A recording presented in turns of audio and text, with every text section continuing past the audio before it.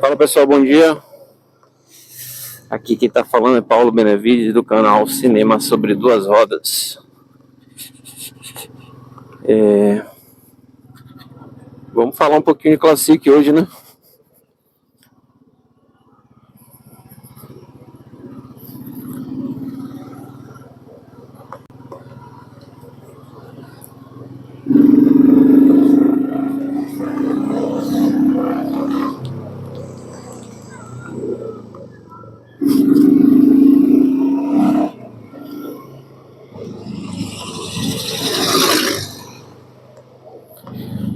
Vamos começar essa história aproveitando que eu tô sem gasolina, né?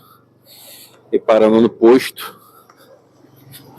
Vamos no posto fazer um abastecimento e ver como é que ficou a situação da bichinha. A gente já começa fazendo a média aí do combustível, né? Aqui na cidade, aqui na minha cidade, né, que é um trecho de como se fosse uma autoestrada que eu rodo, mais ou menos 70, 80 por hora, pego algum engarrafamento e esse tanque foi todo feito nessa média aí. Vamos ver. Fala, meu irmão, tudo bom? Bom dia.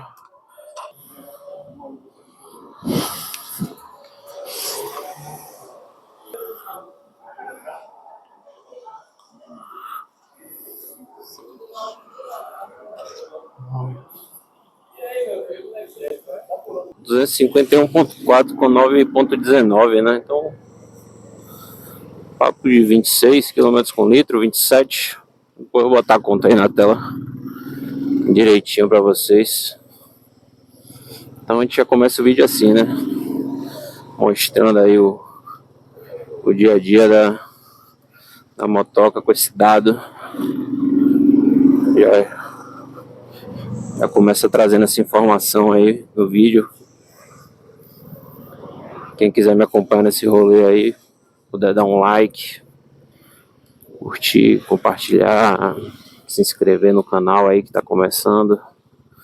Fica à vontade, que a gente vai ter mais informação aí ao longo do desenvolvimento aí do canal.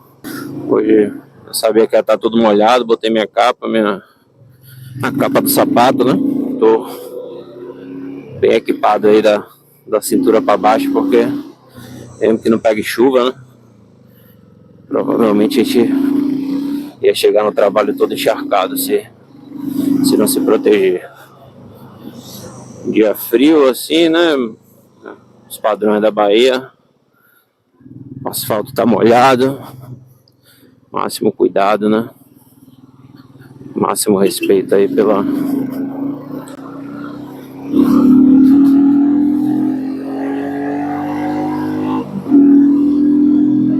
eu peguei essa moto, ela é 2023, 23, né? E eu comprei ela usada, ela tava praticamente parada, né? Já tem mais ou menos um ano e meio, talvez no máximo, que eu comprei essa moto. Mas apesar de ter 4.000 km rodados só, ela estava bem maltratada, porque o cidadão, ele deixou a moto no sol, né? Durante, sei lá quanto tempo que ele parou de usar, ou ele não usava, não tinha vaga coberta e a moto ficou tomando sol e chuva sem nenhum cuidado, né? Então, cabeça de parafuso tudo enferrujaram, ficaram esbranquiçadas, né? Deu contaminação. Apesar de que essa já é a minha segunda Royal e eu posso falar para vocês, assim, eu não conheço uma moto com durabilidade parecida, sabe? Principalmente dos aços pintados do quadro, assim, rapaz, é uma coisa assim. Não tem o que falar, sabe? Eu tive uma Interceptor 650 e agora tenho essa moto, assim, é uma qualidade que é de outro nível, comparado com as outras motos que eu vejo por aí. Cheguei à oficina para ver moto da Honda 750, tipo, com a mesma idade da minha, sendo que eu moro na beira da praia, né? Não tinha vaga fechada, coberta, morava na beira da praia na época. E a moto tá completamente podre de ferrugem, a pintura da moto totalmente destruída, corroída, né? Cheia de ferrugem. E a minha Interceptor ficava na beira da praia, aberta, e a moto não tinha nada. Não tem um ponto de ferrugem na moto, você não encontrava, sabe? Então, isso eu dou muito valor, sabe? De tratamento dos aços e tudo mais, de pintura, anticorrosivo, é assim, um fenômeno comparado com essas outras motinhas aí que eu vejo por aí. Então, realmente, a moto da Royal, para lugar que tem salitre, ela é uma ótima opção, uma ótima opção. A moto que tem muita resistência à corrosão. A moto estava bem machucada, né? Estava bem machucada, ela ficou no sol, os emblemas ficaram queimados e tudo mais, mas enfim, bateu lá no dia, bateu, pegou e foi amor à primeira vista. Assim, as principais coisas que me incomodavam no Interceptor eram a questão dela não ter uma tomada USB, já precisei e achei ruim isso, e a Classic tinha, né? Ela era muito feita a facão, agora já mudou, né? Mas isso aqui era bem simples, né? O cockpit, os comandos dela eram os mais simples possíveis e o tanque acabava ficando pequeno, né? Você num tanque pequeno, 11 litros úteis, né? 11 litros e meio úteis para a quantidade do motor que bebia, e ela bebe bem, sabe? É uma moto que, tipo assim, pelo que ela bebe, ela não entrega o suficiente, sabe? Você pode comprar uma moto que consome parecido ou tem até um consumo melhor do que ela, bem melhor, né? Às vezes, não pelo mesmo preço, né? Provavelmente, do que custou o Interceptor, mas acabava que ela deixava um pouco a desejar, né? Era uma moto assim que na minha mão eu não ando devagarzinho, não sou o cara assim mais que visa economia, né? Eu gosto de me divertir, acho gostoso acelerar e tal. Então, na minha mão ela fazia 21, 22 na estrada, sabe? 22, 21, 22 chorado. Se eu andasse E eu tinha o peão de 16, né? Troquei o peão pro peão de 16. Mesmo assim, apesar de que eu usava pneu birrado na moto, né? Usava, como ela é 18 também, eu usava pneu traseiro na dianteira. Usava 2 pneus iguais, birrados. E até esse pneu, depois eu vou mostrar pra vocês aqui, o K280 da Kenda. E ela fazia, mesmo com o peão de 16 e com essas modificações, né? Ela fazia 21, assim, chorado, 22. Se eu fosse a 100 por hora, na mãozinha, fiz um tanque uma vez na estrada, tipo, vou fazer a melhor média do mundo, 22. 22. Então, assim, de forma prática, usando no dia a dia, pelo menos na minha tocada, era a moto que fazia 21, 20. E se metesse mão, vai falar assim, tô com pressa, vou meter aqui na estrada 130, 140, tipo, sempre... A máxima velocidade de cruzeiro dela era 130 por hora, né? Ela considerar assim que você conseguia viajar de forma confortável, relativamente confortável e se manter ali naquela velocidade é o que eu chamo de 130 alto, né? Então, tipo assim, 130 e você precisando de uma ultrapassagem, você 130 para cima, né? 130, 140, 130, 140 quando precisava ultrapassar, né? Mas mantendo a velocidade de cruzeiro de cerca de 130 e quando precisava aumentando mais, né? Era uma moto que fazia 17, 16, se você fizesse isso. Enfim. Então, a outra coisa que me incomodava dela, assim, terrivelmente, era aquelas descargas, sabe? Um par de descarga para um Interceptor custa caro e ela é uma moto que aquela descarga é muito desconfortável no trânsito, ela é ruim, já bati em para-choque de carro no trânsito várias vezes. É uma moto que não é leve, ela não... Tipo assim, a diferença de peso entre uma Classic e uma Interceptor é 25, 30 quilos talvez. Mas assim, a Interceptor parece muito mais pesada, uma moto muito mais difícil de manobrar, muito mais... Apesar de não ser difícil, né? Ela é uma moto que poderia estar adequada para a cidade, se alguém precisasse andar na cidade, né? Você poderia, mas não é gostoso. Não é gostoso como andar de Classic. Os escapes incomodavam muito, né? Eu não queria gastar mais dinheiro nela um escapes. O banco é um horror. Eu tinha banco do EE, né? Que também perde bastante a estética da moto, assim, da estética original, né? Guidão mais alto, porque eu sou grande, 1,83. Precisava, como aqui, né, também aumentei o guidão. As motos não são muito grandes, apesar de serem pesadas e tal. Aqui a gente fez a média aí, deve estar dando uns 26, 27, né? Enquanto a Interceptor, ela dava 18, 19 no mesmo trecho, assim, 19, 20 nesse mesmo trecho que eu faço aqui. Então, é uma diferença sensível, né? E na questão de manutenção, as peças de substituição, você pode botar aí que na média eu tive a Interceptor por 32 mil quilômetros. O kit de relação da Interceptor custa R$ 1.500. O da Classic 500. Para ser a pastilha da Classic custa R$ 150, a da Interceptor custa 350. Então, você pode botar aí mais ou menos que o custo, não de manutenção, né, mas o custo com peças da Classic e da Interceptor é 3 vezes por aí. O que manter a Classic em termos de peça custa 1/3 do que custa para manter uma Interceptor 650. Outra coisa é pneu, né?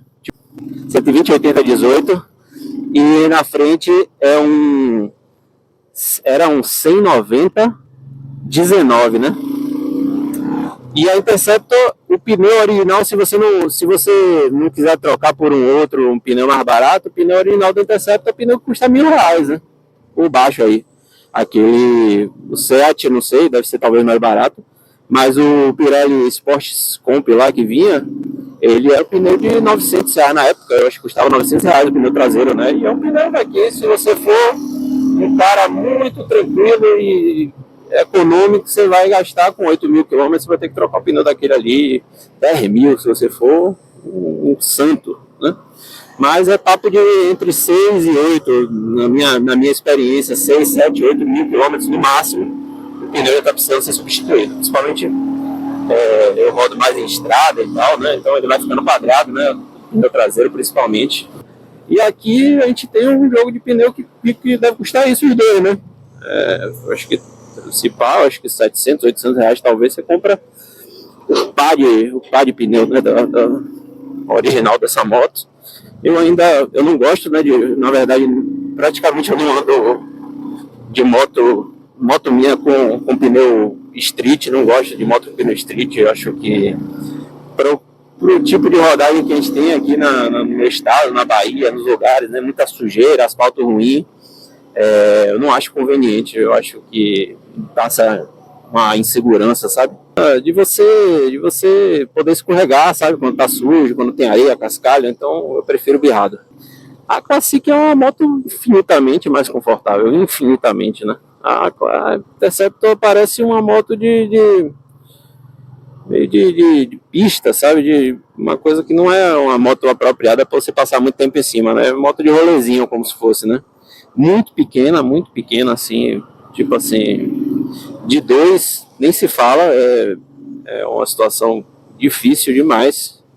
Então, na questão conforto, dirigibilidade, a Classic é uma mãe comparado com a Interceptor, né? A Interceptor é aquela moto que dá aquele tesão, né? Se eu fosse voltar por 650, certamente a minha primeira escolha seria a BER, né? Eu acho que a BER resolveu, de certa forma, os problemas que a Interceptor tinha nesse sentido para mim, né? Na minha opinião. Então, basicamente é isso, galera. Uma voltinha aqui. Vou descer e vou mostrar a moto para vocês. Parar aqui num lugar bonito, aqui no centro administrativo da Bahia, e mostrar essa moto para vocês. A galera fala que é manca, eu discordo assim veementemente. Viajo com ela bastante, nunca tive problema para viajar com a moto. Tipo assim, claro que quanto menor a cilindrada, mais experiente a pessoa tem que ser, né? Porque isso vai te proporcionar vários desafios, né? Por causa que a moto não tem aquela potência para poder você simplesmente esbanjar a força e sair das situações, né? Mas Enfim, eu acho que longe de ser manca, é uma moto que você consegue viajar garupado, tranquilo, assim. Se você tiver experiência, saber o que você tá fazendo, você não passa perrengue não, passa problema não. Tá aí a moça, guidão mais alto aí que eu botei, comprei pra ela mesmo no Mercado Livre, né, específico pra ela, já com as furações, isso é importante, né, que se você comprar um guidão genérico, você vai ter que furar o guidão. Esse mata-cachorro é ótimo, muito bom, recomendo demais, top.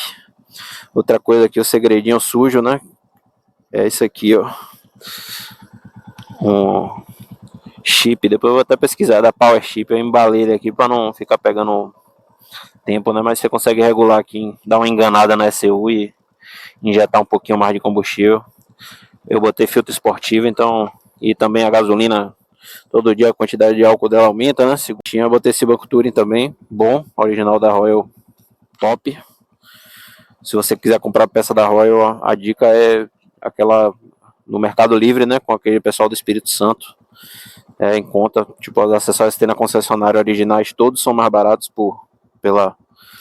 pelo e-commerce deles no Espírito Santo. Então, tá aí as dicas. Dei várias mortas aí. Espero que vocês tenham gostado do conteúdo, porque a gente vai continuar, a gente vai fazer mais coisa aí, vamos fazer umas viagens, botar ela nos perrengues aí. Que coisa que eu ainda não vi aí pela internet, eu vou tentar trazer para mostrar aí para vocês. Então, esse é um resumo da ópera aí, viu? Falou, galera. Forte abraço aí para todos.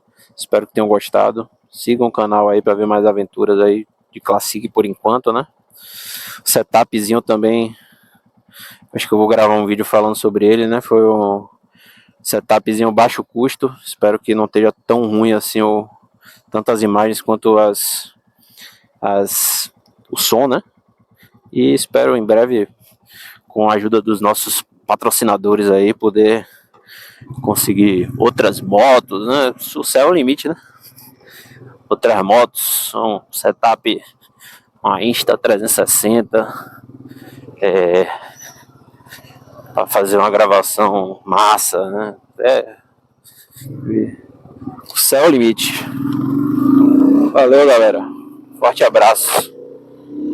Até a próxima.